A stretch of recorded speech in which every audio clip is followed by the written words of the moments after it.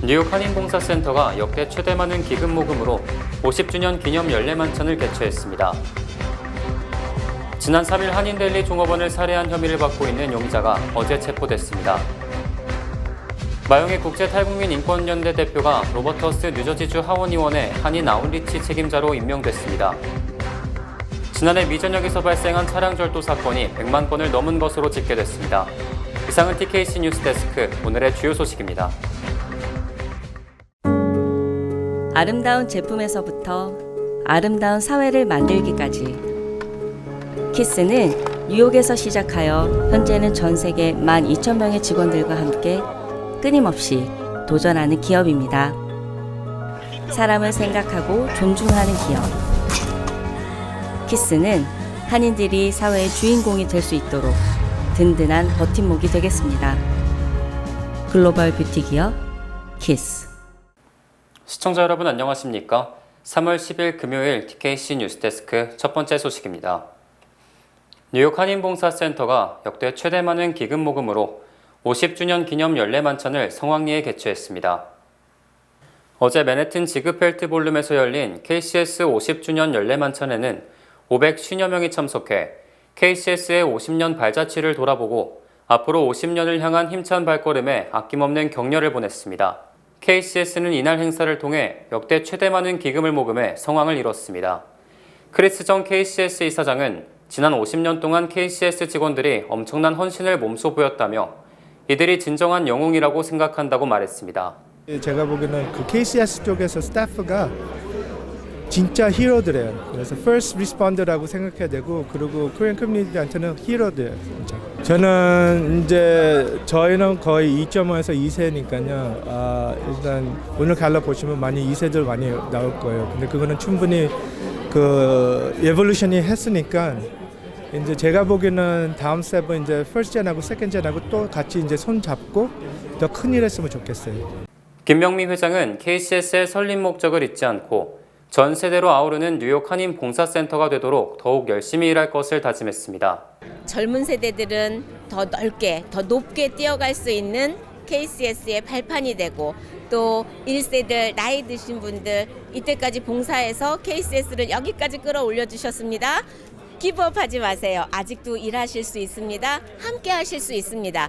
KCS는 열린 공간입니다. 청소년에서부터 80에 이르시기까지 KCS는 언제나 열려 있고 함께 하겠습니다. 감사합니다. 에릭 아담스 뉴욕시장은 이날을 KCS의 날로 선포하고 선언문을 전달했습니다. 이날 행사를 축하하기 위해 포고아줄 행국악단의 힘찬 드럼 연주와 진도 북춤, KCS 어르신들의 댄스팀이 화려한 공연을 펼쳤습니다. 지난 3일 맨해튼 어퍼이스트 사이드에서 한인 종업원을 살해한 혐의를 받고 있는 용의자가 체포됐습니다. 뉴욕시경은 맨해튼 어퍼이스트 사이드의 다우나델리에서 한인 종업원 최 씨를 살해한 혐의를 받고 있는 용의자를 체포했다고 어제 밝혔습니다. 에릭 아담스 뉴욕시장과 제프리 마드레이 NYPD 순찰대장 등은 이날 브리핑을 갖고 이날 오전 10시 40분경 브롱스에서 39세인 용의자 킴몬드 사이러스를 추적 끝에 검거했다고 전했습니다. 용의자는 지난 3일 다우나델리에서 최 씨에게 총격을 가해 살해한 혐의를 받고 있으며 동시에 브루클린과 브롱스에 있는 델리, 보데가에서 종업원들을 총으로 위협해 현금과 담배 등 상품을 훔쳐간 혐의를 받고 있습니다. 경찰은 이날 브리핑에서 용의자가 과거에도 재판 불출석, 강도 등 3건의 체포 전과를 가지고 있다고 밝혔으며 아직 형사법원 기소는 이뤄지지 않은 것으로 확인됐습니다. 마영희 국제탈북민 인권연대 대표가 로버터스 뉴저지주 하원의원의 한인 아웃리치 책임자로 임명됐습니다. 뉴저지주 하원 39 선거구를 대표하는 어스 의원은 탈북자 지원 및 뉴저지 한인사회에서 활발한 활동을 하고 있는 마 대표를 한인 아웃리치 책임자로 임명하고 한인사회와 더욱 교류를 강화하겠다는 뜻을 밝혔습니다. 어스 의원에게 지난 2일 임명장을 전달받은 마 대표는 본격적인 활동에 앞서 오늘 본사를 방문해 한인 동포들의 인권과 유대를 잘 연결하는 책임자가 될 것이라고 밝혔습니다. 미국에 와서 사시는 우리 동포들, 한인 동포들, 그분들도 다 이제 하나로 뭉치고 그들의 어떤 인권 문제나 이런 것들이 이제 미국 정부와 끈끈한 이런 연결을 해서 그런 어떤 불이익을 당한다던가 이런 일이 없게끔 거기에 이제 북한 인권 문제 또 탈북자들의 인권 문제들을 같이 아우르는 겁니다. 그래서 거기에 제가 이번에 책임자로 하원에서 저를 스카우트한 걸로 알고 있습니다. 예.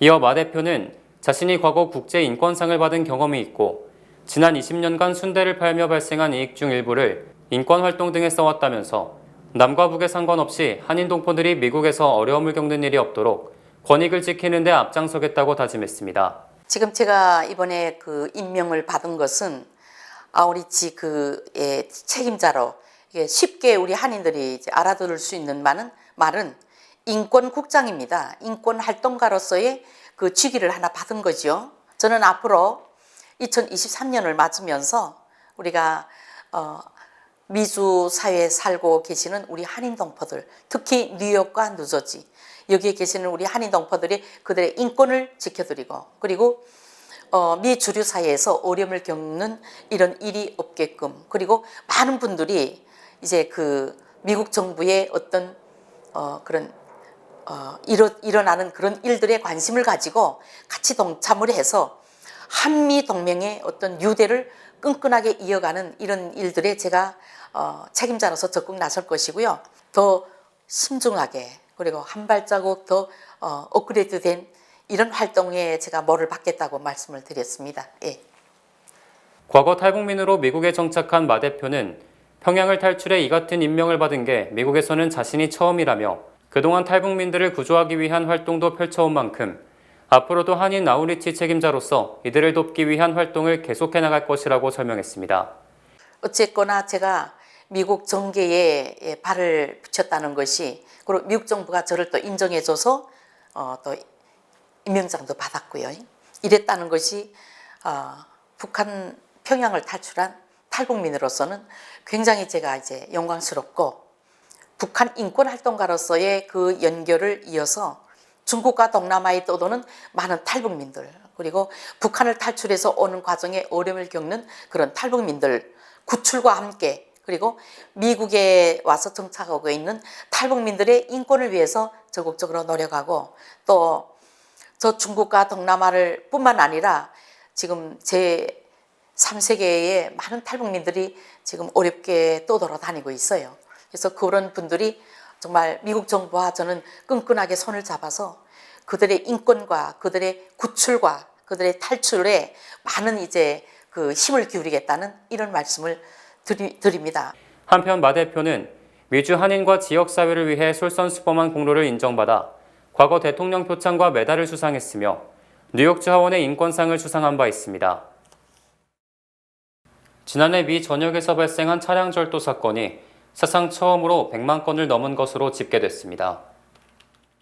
보험 사기 대응 비영리 단체 NICB는 지난해 미국 전체 차량 절도 사건이 1년 전 93만 8천 건보다 7% 증가해 100만 2천 건을 기록했고 피해액이 89억 달러에 달했다고 밝혔습니다. 이처럼 차량 절도 사건이 100만 건을 넘은 것은 지난 2008년 통계 집계 이후 처음입니다. 지역별로는 캘리포니아주가 약 20만 3천 건으로 전국 차량 절도의 20%를 차지했고 텍사스주가 약 10만 5천 건으로 두 번째로 많았습니다. 또 워싱턴주가 약 4만 7천 건, 플로리다주가 4만 6천 건, 콜로라도주가 4만 2천여 건의 순으로 집계됐습니다. 뉴욕주는 지난해 약 2만 9천 건으로 전국에서 9번째로 많았지만 증가폭은 일리노이주가 35%, 워싱턴주 31%에 이어 23%로 세 번째로 높았습니다. 지난 20년간 뉴요커들의 가장 큰 민원은 주변 소음인 것으로 집계됐습니다. 뉴욕시가 3.11 민원 한라인 개설 20주년을 맞아 발표한 통계에 따르면 2003년 4월부터 2023년 3월 현재까지 3.11 민원 접수 건수는 5억 2,500만 건을 넘었으며 이 중 전화가 68%로 가장 많았고 문자와 모바일 앱 등의 순이었습니다. 민원 유형을 살펴보면 이웃 간 소음이 222만 건으로 가장 많았고 주거지 난방 민원이 약 200만 건, 버스와 전철 등 대중교통시설에 대한 불만이 198만 건 등의 순이었습니다. 또 주차 티켓 부당 발부 등에 대한 불만이 195만여 건, 랜로드의 건물 관리 부실에 대한 불만이 약 180만 건에 달했습니다. 이 외에 뉴욕시에 대한 개선 요청은 주택개발보전부에 집중됐으며 아파트 유지 관리에 대한 민원이 742만 건에 달했고 냉난방 및 온수 관련 민원이 415만 건으로 조사됐습니다. 이에 대해 에릭 아담스 뉴욕시장은 20년 전 시작된 311 서비스가 뉴요커의 삶의 질을 개선하는 등 뉴욕시에 꼭 필요한 시스템으로 자리 잡았다고 자평했습니다. 에릭 아담스 뉴욕시장이 중남미 불법 난민의 자녀 일부에게 1년간 무료 대학 교육을 제공하기로 해 혈세 낭비 논란이 일고 있습니다. 아담스 뉴욕시장은 텍사스주 등에서 뉴욕으로 보낸 중남미 불법 난민 중 약 100명에게 12개월간 무료 대학 교육은 물론 기숙사와 식사 등도 무료로 제공하는 계획을 세운 것으로 드러났습니다. 아담스 뉴욕시장이 이들 난민에게 제공하는 학교는 설리반 카운티 소재 뉴욕 주립대 설리반 커뮤니티 칼리지로 알려졌습니다. 또 해당 대학 측은 뉴욕시장실이 자신들이 비용을 부담하겠다며 학생 입학 가능 여부를 타진해왔다. 기숙사 및 식사 등의 제공이 가능한지 물어와 세부 사항을 협의하고 있다고 말했습니다. 이에 대해 뉴욕시의회 마이너리티 리더인 조 보렐리는 바이든 행정부가 우리에게 난민 지원금을 주지 않기 때문에 뉴욕 시민들의 혈세가 낭비될 수 있다며 예산 지원에 난색을 표명했습니다. 또 뉴요커들도 중남미 불법 난민의 뉴욕 거주를 허용한 것만도 최대한의 관용이며 이들의 교육까지 지원할 의무는 없다며 반대 입장을 분명히 했습니다. 뉴욕 맨해튼 지방검찰청이 다음 주 트럼프 전 대통령 형사기소를 위한 대배심 출석을 제안해 사실상 형사기소가 확실시되고 있습니다. 뉴욕타임스는 정통한 소식통 4명을 이용해 맨해튼 지방검찰이 트럼프 전 대통령의 변호사에게 2016년 포르노 배우 성추행 입막음 사건과 관련해 다음 주 대배심에 직접 출석해 자신에 대한 방어권을 행사할 것인지 의사를 타진했다고 밝혔습니다. 미국은 오로지 대배심을 통해서 형사소출을 하기 때문에 검찰이 대배심에 출석해 증언하라고 요청한 것은 트럼프 전 대통령 기소를 위한 막바지 단계로 트럼프 전 대통령의 증언 여부에 관계없이 기소 절차는 계속 진행됩니다. 만약 트럼프 전 대통령에 대한 기소가 이뤄지면 미국 역사상 전직 대통령에 대한 첫 형사 기소가 되며 엘빈 그레그 맨해튼 검사장은 역공 위험이 있지만 전국적 인물로 부상하게 됩니다. 트럼프 전 대통령은 기소 대배심 증언을 회피할 가능성이 크지만 대신에 그의 변호사들이 검사들과 접촉해 항변권을 행사할 것으로 추정됩니다. 레티샤 제임스 검찰총장도 트럼프 일가의 회계장부 조작을 통한 은행 사기 및 탈세에 대해 집중 수사를 펼치며 맨해튼 지방검찰과 누가 먼저 트럼프를 기소하는지 불꽃 경쟁을 펼쳤지만 결국 엘빈 그레그 검사장이 앞설 것으로 전망됩니다. 러시아의 우크라이나 침공 이후 미국과 동맹국이 지난해 동결한 러시아 신흥재벌의 자산이 70조 원에 달하는 것으로 집계됐습니다. 다국적 테러 제재 집행기관인 러시아 태스크포스는 지난 1년간 제재 대상 러시아인들이 소유하거나 통제한 580억 달러 이상의 자산을 차단하거나 압류했다고 어제 발표했습니다. 러시아 태스크포스는 지난 한 해 동안 러시아 신흥재벌의 해외 금융자산을 동결하고 이들이 소유한 고급 요트, 부동산, 고가 예술품을 압수하는 등의 활동을 벌였습니다. 또 미국은 지난해 여름 압류한 제재 대상 러시아 신흥재벌의 요트에서 고급 공예품인 파베르제 달걀을 압수했습니다. 특히 집단 제재를 회피하려는 러시아 노력에 맞서 부당한 전쟁에 대한 책임을 묻기 위한 노력을 계속할 것이라고 다짐했습니다. 한편 영국 더 타임스와 국제투명성 기구의 공동조사 결과 러시아 신흥재벌의 친척이나 어린 자녀 등의 명의로 영국 런던 등지에 수억 파운드, 즉 수천억 상당의 자산을 보유 중이라고 보도했습니다. 실리콘밸리의 한 금융회사가 어제 보유증권을 대량 매도함에 따라 미국 4대 은행의 주가가 대폭락하는 일이 발생했습니다. 어제 실리콘밸리 은행이 18억 달러의 손해를 보면서 매도 가능 증권 대부분을 팔겠다고 선언해 이 은행 주가가 하루에 60% 이상 폭락하면서 미국 은행 주가의 대폭락을 불러왔습니다. 특히 JP모건 체이스는 시가총액이 220억 달러 줄었으며 뱅크 오브 아메리카는 160억 달러, 웰스파고가 100억 달러, 시티은행이 40억 달러 등 4대 은행 시가총액이 하루에 520억 달러, 무려 69조 원이 증발했습니다. 종가 기준 이들 은행 주가는 JP모건이 5.4%, 뱅크 오브 아메리카와 웰스파고는 6.2%, 시티은행이 4.1% 급락했고 스탠더드 앤 푸어스의 금융기업들의 주가가 평균 4.1% 떨어져 2020년 6월 이후 최대 하락을 기록했습니다. 실리콘밸리 은행이 이처럼 보유증권을 대량 매도한 것은 잉여자산 대부분을 미국 국채에 투자했지만 국채 가격이 크게 하락함에 따라 물먹여자 먹기로 현금을 확보하기 위한 조치로 풀이됩니다. 일론 머스크 테슬라 최고 경영자가 텍사스주 오스틴 인근 3,500에이커의 테슬라 유토피아를 건설합니다. 월스트리트저널은 어제 머스크가 최근 3년간 텍사스주도 오스틴 외곽에 3,500에이커 약 430만 평의 부지를 은밀히 매입한 것으로 확인됐으며 일부 부동산 전문가는 차명 매입을 포함하면 약 6,000에이커에 달할 것이라고 보도했습니다. 이 부지는 머스크의 우주기업 스페이스X 및 지하터널 굴착업체 보링컴퍼니의 인접지역이며 테슬라의 대규모 공장 기가팩토리 텍사스도 들어설 예정입니다. 특히 머스크는 부동산 중개업자 및 토지 소유주들에게 테슬라 등 머스크 기업들의 직원과 가족들이 생활하는 유토피아를 건설할 것이라며 협력을 당부했습니다. 머스크는 토지를 매도한 주민들에게 비밀 준수 합의서 서명을 요구하는 등 개발 계획이 알려질 경우 땅값이 폭등할 것을 우려해 3년간 은밀하게 토지를 매입한 것으로 알려졌습니다. 머스크는 지난 2021년 스페이스X 발사기지 인근에 머스크 도시를 건설하겠다는 트윗을 남겼었지만 그 거대한 구상의 실체가 드러나기는 이번이 처음입니다. 미국 기준금리가 6%까지 치솟을 것이라는 전망이 우세해지면서 킹달러 현상이 더욱 가속화돼 신흥국들이 큰 타격을 입을 것이라는 우려가 제기되고 있습니다.